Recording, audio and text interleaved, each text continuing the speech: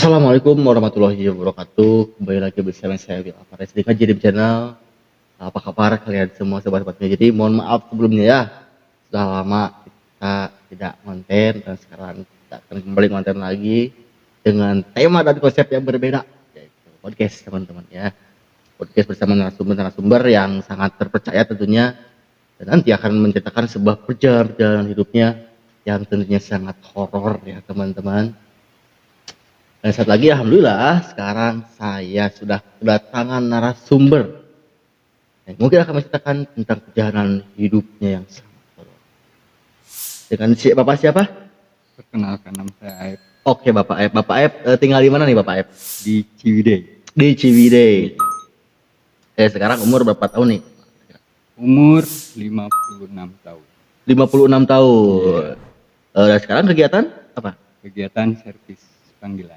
Oke, buat teman-teman sobat Kejirim daerah Ciwidey khususnya ya yang mau servis TV, silahkan kontak Bapak Aep ini ya. Nanti saya akan kasih nomor teleponnya di deskripsi. Oke teman-teman, mantap pokoknya kalau mau servis TV langsung aja. Oke, gaskeun selibau. Oke, dan Bapak Aep di sini tadi di belakang sudah ngobrol ya. Pak Aep mempunyai suatu cerita yang dimana tentang suatu kejadian horor. Mungkin ini lebih pesugihan ya, Pak. Iya. Pesugihan di daerah Ciwidey. Iya. Saya langsung penasaran nih. Jadi awal mulanya tuh seperti apa?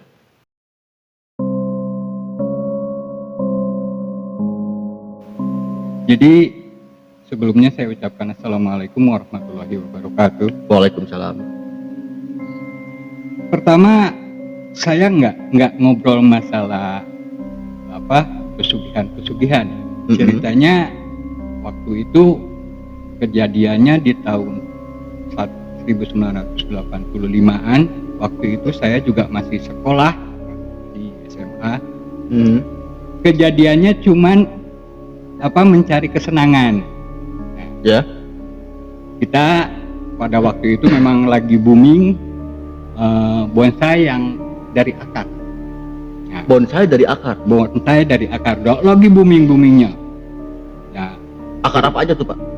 itu macam-macam. Yang penting akar itu bisa dipakai untuk dijadikan satu seni, yaitu bonsai. Oh jadi berarti dari bahan? Dari bahannya bahan akar. Oh ya.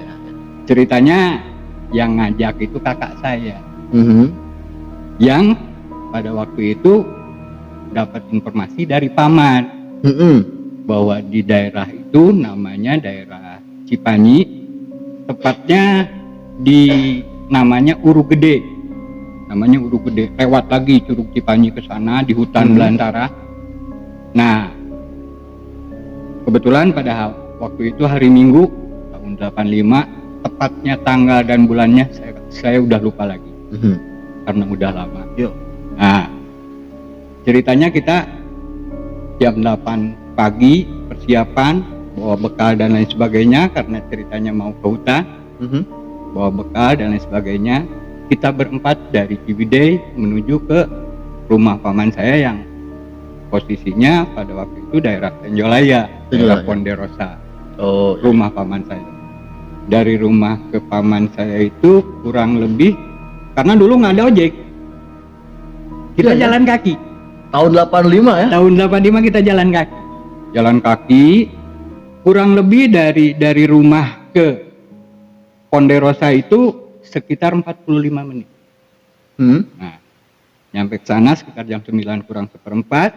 Kita ngobrol dulu di rumah paman. Kebetulan paman juga siap karena sudah direncanakan ya.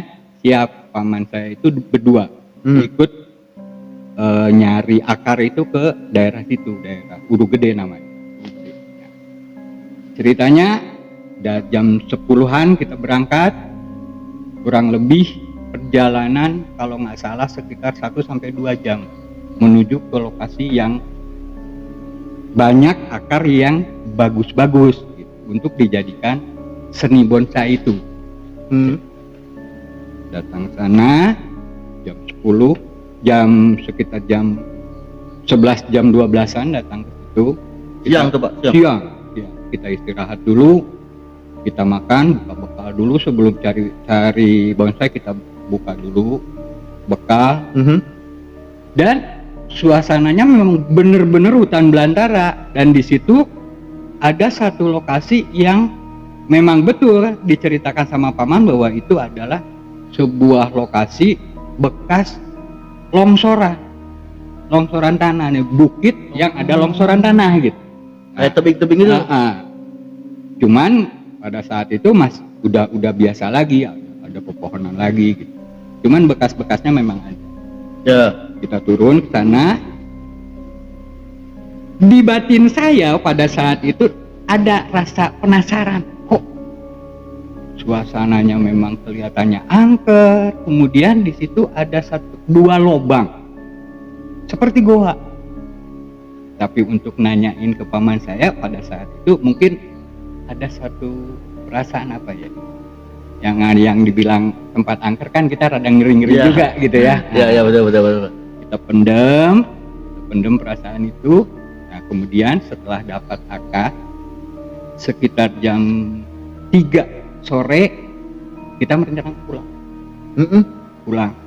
pulang dari lokasi. Ya. Di tengah perjalanan masih di hutan, ada keanehan yang saya pun sampai saat ini, dan itu pengalaman pribadi, itu memang pengalaman pribadi. Ya. Ada penemuan yang sangat aneh. Kenapa? Kita kan udah kehabisan bekal. Tuh. Air udah nggak ada, bekal udah habis, kita kehausan. Di tengah hutan ya? Di tengah hutan. Istirahat sebentar, waktu kita duduk di tanah gitu. Pas nengok di rumpun-rumpun kayak gitu ya. Ya. Ada buah hutan, namanya markisa lah. Kalau di kota itu namanya markisa ya. Ya. Kalau istilah Sunda namanya konyal gitu ya. Konyal. Nah, kebetulan sekali kan, kita kan keadaannya haus. Yang namanya orang haus kan, wah, apa aja dimakan mungkin gitu ya. Wah, seger ya. Kita ambil, kita panen seolah-olah panen punya sendiri ya. Nah, sisa dimakan aja, kita bawa rangsel penuh. 4 orang yang bawa rangsel, saya, kakak saya, sama teman kakak saya 2 bawa rangsel, itu penuh. Saking banyaknya Sampai dibawa ke rumah. Kalau Sunda itu lebih ke lebat ya. Ya, itulah. Betul-betul lebat gitu. Betul. Setelah kita istirahat sebentar sambil ngambil itu buah, pulang. Nah, pulang, nyampe ke rumah paman sekitar jam 4, jam 5. Kita nggak sempat ngobrol pada saat itu. Kita rencana karena lelah mungkin ya. Lagian bawa akar kan berat-berat. Oh ya. Pulang ke rumah. Seminggu kemudian saya balik lagi ke rumah paman. Liburan sekolah, saya main ke rumah paman. Paman langsung cerita bahwa pulang pada saat itu dari lokasi kita ngambil akar. Ada kejadian aneh. Yang kejadian anehnya itu di luar nalar. Kenapa? Kan kita di tengah hutan kemarin, minggu kemarin nemu buah. Ya. Nah, paman saya itu berdua mau jual ceritanya karena banyak kan? Ya, betul. Nah, mau jual ceritanya. Besoknya setelah saya pulang dari lokasi, paman saya berangkat lagi untuk ngambil itu buah. Karena saking banyaknya, bawa karung, bawa temen, berangkat lagi ke sana. Nyampe di lokasi yang ada buahnya, satu pun nggak ada, hilang sama sekali. Jadi nggak berhasil bawa. Tapi pohonnya ada. Pohonnya pun nggak ada. Nah, itu keanehan pertama. Pertama. Makanya dari situ saya timbul pertanyaan. Yang saya pikir waktu di lokasi ada 2 goa yang menurut saya aneh gitu. Itu goa itu di atas tebing, Pak. Di bawah tebing yang bekas longsoran. Oh, di bawah. Kemudian ya, dari situ saya nanya, itu teh ngaran goa orai. Dia pakainya bahasa Sunda ya. Itu katanya gua yang ditempati sama ular. Yang ularnya katanya ular besar-besar yang sudah jadi siluman, kata paman saya. Makanya cerita ini adalah pengalaman dari paman saya itu sendiri. Dan kejadian besok waktu kita pulang katanya malamnya pun, kata paman saya nih, malamnya pun saya didatangi sama ular itu, ngelilingin rumahnya. Tapi real ular. Ditengok keluar memang ular gede, bukan siluman. kata paman saya. Tapi kok berani-beraninya ngelilingin rumah saya. Berarti gede dong. Nah itu dari kedengaran suaranya aja ular gede kayak apa ya, ada suara dan lain sebagainya lah. Mendesis ya. Iya, mendesis dan lain sebagainya. Katanya paman saya didatangin ular itu, dan baru dia bisa tidur malam itu setelah pulang dari lokasi itu, baru dia bisa tidur jam 3 dan mimpi. Paman saya itu mimpi kedatangan seorang putri yang minta dikawin sama paman saya, yang katanya suaminya yang dulu diantar sama paman saya itu katanya udah bercerai. Itu di BP berbentuk manusia, Pak, putrinya? Putrinya berbentuk manusia yang cantik luar biasa. Nah di situ baru ada pertanyaan dari saya. Emang di situ itu ada apa? Untuk apa? Ya. Karena lokasinya pun angker, kata saya. Betul. Nah di situ baru paman saya cerita bahwa dulu memang ya, saya kembali dulu cerita dulu bahwa kakek saya dulu itu seorang paranormal. Oh, orang pintar lah katakan ya saat ini. Itu orang paranormal yang kehidupannya kalau nggak salah di tahun 70-an. Tahun 70-an. Ya, tepatnya tahun 70 berapa saya kurang tahu. Ya, waktu itu kan saya juga masih kecil kan? Ya. Saya kan kelahiran 68, berarti sekitar tahun 70-an 67, sekitar 3 tahun kan saya masih kecil kan? Ya, betul. Makanya saya ceritakan itu pengalaman dari paman saya. Ya. Yang ketemunya tahun 85 gitu loh. Ya, ceritanya gini. Kata paman saya, dulu paman itu pernah nganter orang yang berobat sama kakek katanya. Yang berobat sama kakek, katanya dia udah kesulitan ekonomi, pengen bangkit. Dengan cara apapun dia berani melakukan. Oh, pengen kaya dengan cara instan. Dengan cara instan. Apapun dia berani. Ya. Waktu itu kakek saya kan nggak biasa antar orang ke pesugihan dan lain sebagainya ya. Tuh. Cuman kakek saya tahu bahwa lokasi di situ ada tempat yang memang ada siluman yang mau dikawin sama manusia gitu, yang pada akhirnya mendesak kemudian maksalah istilahnya karena kesulitan. Saya nggak tahu namanya karena itu cerita dari paman, tapi dia bilang paman saya bahwa orang itu asalnya dari daerah Tasikmalaya, orang jauh lah. Dia katanya usahanya di bidang dagang kerupuk. Kalau dagang kerupuk kan dulu pakainya black kayak gitu ya, yang gede. Yang tabung gede, gitu ya. Yang tabung kayak gede gitu. Nah, cerita maksa dia karena kesulitan ekonomi, dia maksa. Udahlah saya kawinin sama dia. Bapak gitu ya. Iya. Didesak kemudian ya pada akhirnya kakek saya bilang gini, boleh, tapi kalau ada apa-apa jangan libatkan saya cuma bisa nganter. Oke lah, kata si tukang kerupuk itu, oke lah, nggak apa-apa. Kemudian ya biasa kalau orang mau melakukan satu spiritual, itu biasanya mempersiapkan apa aja.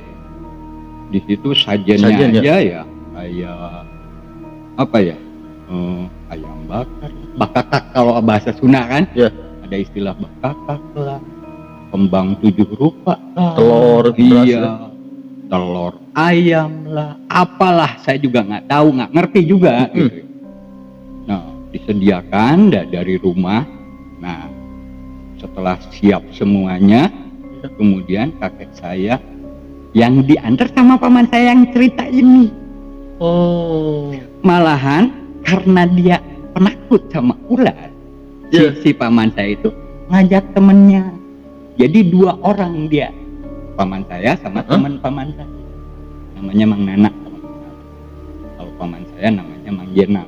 Oh, iya. Dia ngajak temen-temennya supaya ada temen. Dia persiapannya apa? Karena mungkin di hutan itu dingin, dia bawa sarung. Dua-duanya bawa sarung. Nah, untuk persiapan bila mana ngantuk tidur nggak terlalu dingin. Oh, gitu. iya, iya. Itu. Karena kalau bawa selimut ya dapat Iya, juga.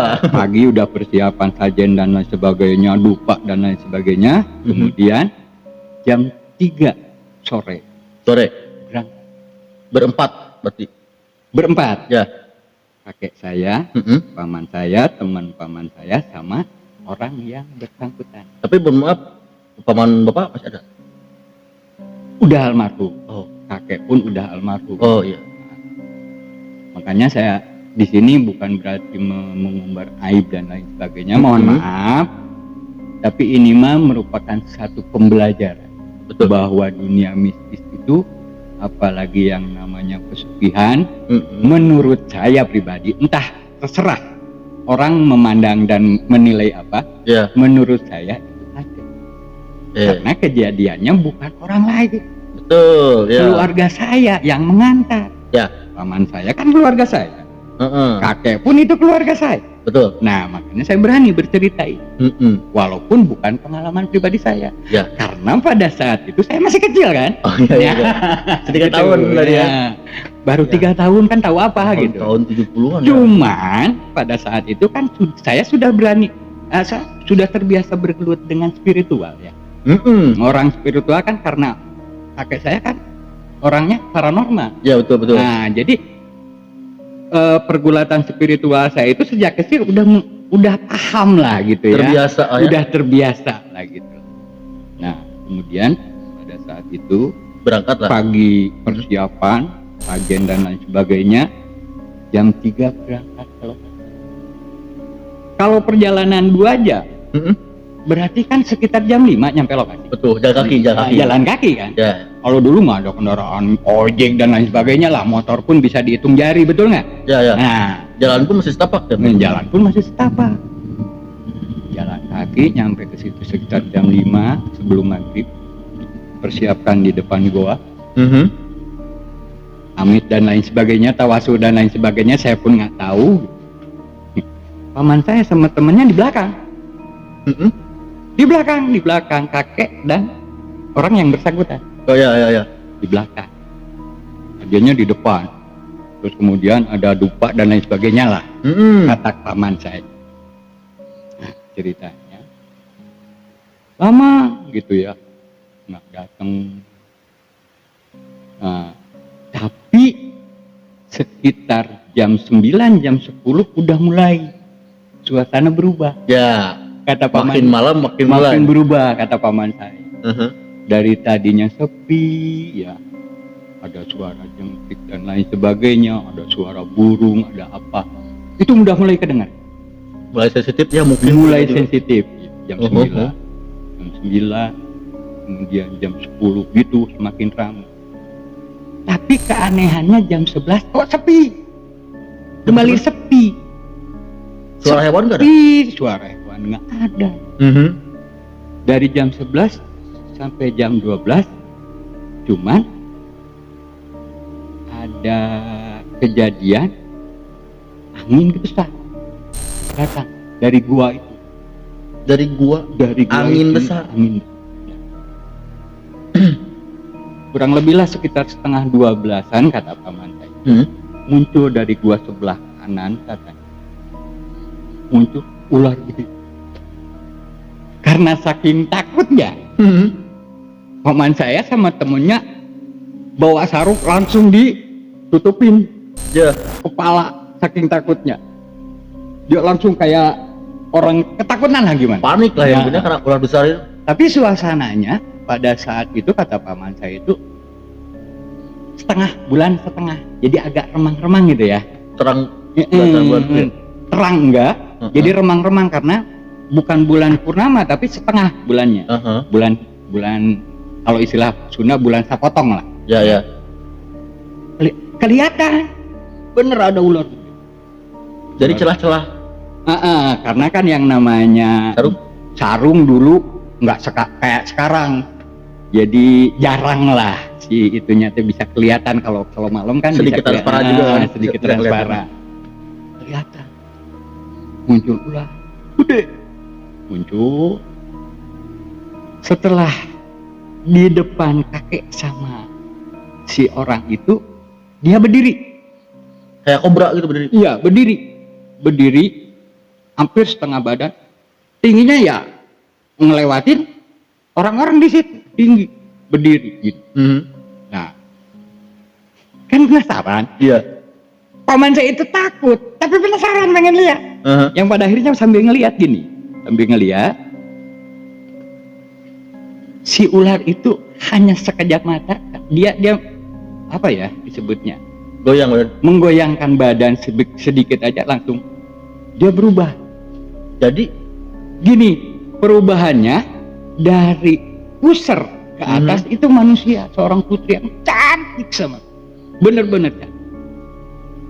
Seorang putri yang cantik, perhiasannya pun banyak, Pakai gaun bagus. pakai gaunnya gaun kayak dulu lah.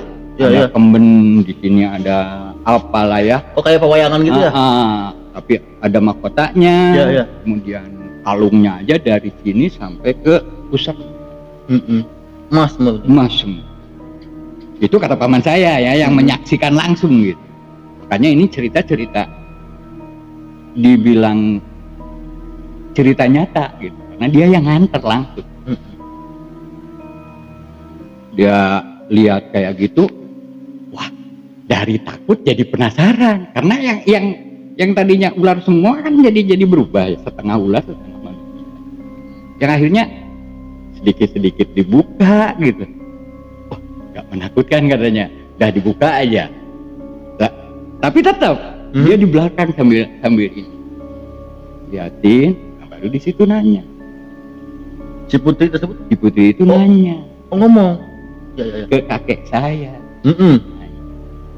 Apa dek naon marane tadi jauh-jauh.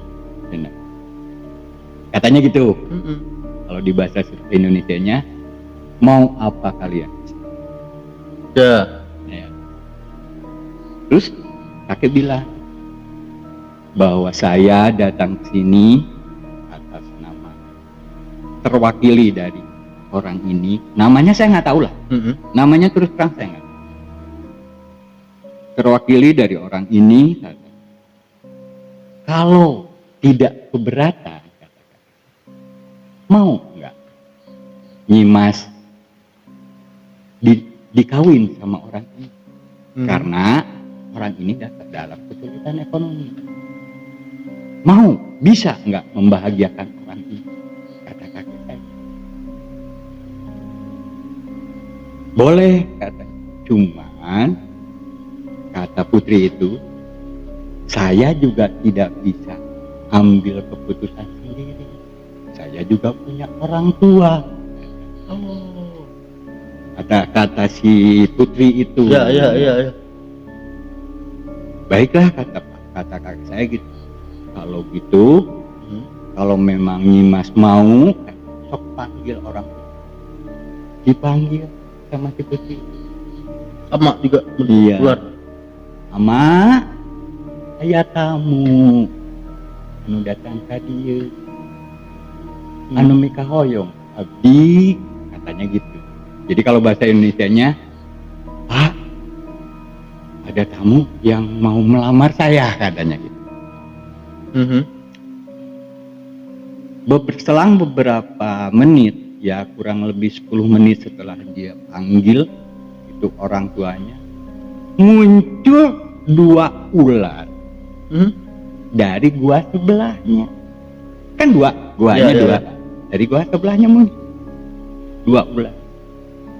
Dan kemudian sama dia berdiri berubah jadi seorang bapak dan seorang ibu. Tapi anehnya kalau orang tuanya ke bawahnya kaki. Percis kayak manusia berarti. Persis kayak manusia. Kaki. Kalau putrinya kan dari pusar ke atas manusia ke bawah ular. Nah, tapi orang tuanya mah utuh. Percis kayak manusia. Tapi sama gitu kayak orang pewayangan gitu pakai ini. Sama dengan pakaian. Ya, kalau dibilang di kita mah nggak ada. Mungkin di zamannya kerajaan mungkin ada ya. Iya, Nah, iya. di zaman kerajaan kata paman. Dari situ paman saya juga bingung, kok bisa kejadian gini gitu ya. Kok nyata gitu, katanya bilangnya gitu. Kok bisa kelihat gitu kan. Ya. Sementara dirinya sendiri kan nggak bisa ngelihat alam gaib. Muncul dan langsung nanya, apa bener eta jelema teh cenah hayang anak kami, katanya gitu. Kata kakek saya bilang, iya, ieu teh jelema anu susah hirupna di alam dunya, hayang beunghar, geus kapepet utang loba, kulawarga kaburantah, kata kakek saya. Itu ceritanya. Kalau di bahasa Indonesia kan mungkin gini ya, kata, ini orang udah susah, usaha kesana kemari udah dapet, sementara sama keluarganya juga udah jadi ngaakur gitu, Utang di mana-mana ya. utang di mana-mana. Boleh, kata si orang tuanya, terutama si bapaknya yang gitu. Boleh kalau benar orang itu benar-benar mau menikahi anak, tapi ada syaratnya. Kalau orang itu nantinya setelah menikahi putri saya, di rumahnya harus ada ruangan khusus, kamar khusus. Oh, syaratnya harus ada Ruangan khusus, kamar khusus. Yang nggak boleh diganggu. Dan putri saya akan datang ke tempat itu setiap malam Selasa atau malam Kliwon. Malam tertentu. Sok mau kekayaan seberapa, asal nurut, asal mau jadi kaum kami kan. Jadi intinya jadi kaumnya dia lah. Dan syarat kedua, bila mana nanti kejadian anak saya punya keturunan, kamu harus pulang ke sini kan. Kamu harus jadi bangsa kami kan. Jadi maksudnya kalau misalkan udah punya keturunan, kan yang punya anak berarti kan si ular itu kan. Nah, berarti si bapak itu mati dong. Kalau di alam kita mungkin mati. Iya kan? Karena ikut alam dia kan. Nah, kalau di alam dia hidup di alam dia. Begitu ceritanya. Yang pada akhirnya negosiasi dan lain sebagainya. Detailnya saya nggak tahu, paman saya pun nggak terlalu banyak menceritakan detailnya. Ya, kemudian siangnya sekitar jam 8 pulang. Itu kan udah resmi. Ya ceritanya kan di akad tuh. Pada saat itu pun diakad, dinikahkan sama orang tua itu, sama orang tua si rumah itu. Dinikahkan, kakek saya cuma sebagai saksi dan paman saya juga sebagai saksi. Akhirnya siangnya kita pulang. Ya bukan kita, dari saya mah nggak ikut, masih kecil. Paman saya, kakek saya dan orang bersangkutan pulang. Nah, baru sampai di rumah. Itu tadi kakek saya pun berpesan kepada si orang itu, kalau pulang nanti siapkan kamar dan lain sebagainya, untuk ya itu tadi, menerima itu tadi. Ya. janjinya dia akan memberi kekayaan dan yang katanya kata paman saya itu berhasil katanya, tapi dia nggak tahu. Kenapa dibilang gitu? Sebulan kemudian si orang bersangkutan itu datang bawa mobil. Sukses bener. Sukses berarti. Jadi orang kaya. Iya. Nah itu. Jadi cerita spiritual itu enggak dialamin sama saya, cuma sama paman. Cuman saya percaya. Kenapa saya percaya? Karena orang tua saya, terutama kakek saya itu di bidang spiritual saya udah terbiasa. Gitu. Jadi intinya di cerita sekarang itu intinya bahwa alam selain alam manusia itu ada, dan kenyataannya pun ada yang berhasil. Gitu loh Kang Wil. Ya. Nah itu mungkin ya sekilas cerita yang mungkin bisa memotivasi, bukan memotivasi ya, menjadi pembelajaran bahwa kita itu berdampingan dengan mereka. Cuman mungkin tujuan kita kembali. Ya tujuan kita mau jelek silahkan, tujuan kita mau baik juga silahkan. Karena ya tadi keterangannya pun Allah tidak melarang. Allah tidak menyuruh dan tidak melarang juga, tergantung orang-orangnya. Mungkin itulah inti. Dan cerita ini cuma sebagian, adalah salah satunya cerita yang saya kemukakan pada malam ini. Mungkin besok atau lusa kita ketemu lagi, ada satu cerita lagi yang dialamin sama teman. Yes, teman-teman. Nah, part 2 teman-teman. Mungkin cuman itu aja dari saya, pengalaman spiritual saya. Mudah-mudahan ya jadi pembelajaran dan jangan diambil yang salahnya. Tapi kita ambil hikmahnya bahwa alam kita itu enggak hanya alam manusia. Betul. Nah, begitu Kang Wil. Ya. Mudah-mudahan jadi bermanfaat lah gitu. Ya. Tapi yang saya serap ini yang paling seram itu adalah di mana persyaratannya itu. Persyaratan yang sangat mengerikan, yaitu ketika dia perluannya nyawa. Punya keturunan itu kan. Iya. Dia saking gelap mata lah itu. Pengen kaya, memberanikan untuk menaruhkan nyawanya. Astagfirullahaladzim. Buat teman-teman di sini kita ambil pelajaran yang jadi penting kali ini. Sebagaimanapun terpuruk-puruknya kita, jangan sekali lagi jangan ke hal-hal yang lebih baik kita mungkin usaha sendiri ya Pak ya. Usaha sendiri, keringat sendiri. Ya, apapun yang kita lakukan yang penting itu halal. Iya. Jangan putus asa, tetap semangat. Intinya jangan, kalau bahasa Sunda jangan jangan poek hati penuh akal. Jadi jangan pendek pikiran kalian juga semua. Iya. Takutnya nanti ada yang bunuh diri. Iya. Mungkin ada yang kayak barusan yang pesugihan ke hal-hal negatif lah. Ya. Baiknya buat kalian semua dari cerita yang barusan, petik yang ambil yang baiknya, yang baik-baiknya. Dan sekali lagi buat sahabat-sahabat Majirim, terima kasih telah menyaksikan podcast kali ini dengan Bapak Aib tentunya, narasumber yang sangat luar biasa menceritakan tentang perjalanan horor pribadinya dan juga pamannya kan. Iya. Tadi yang sangat luar biasa, banyak sekali hal-hal positif yang harus kita ambil di sini. Sekali lagi buat sobat-sobat Majirim semuanya, semoga kalian semua diberi kesehatan dan juga keselamatan.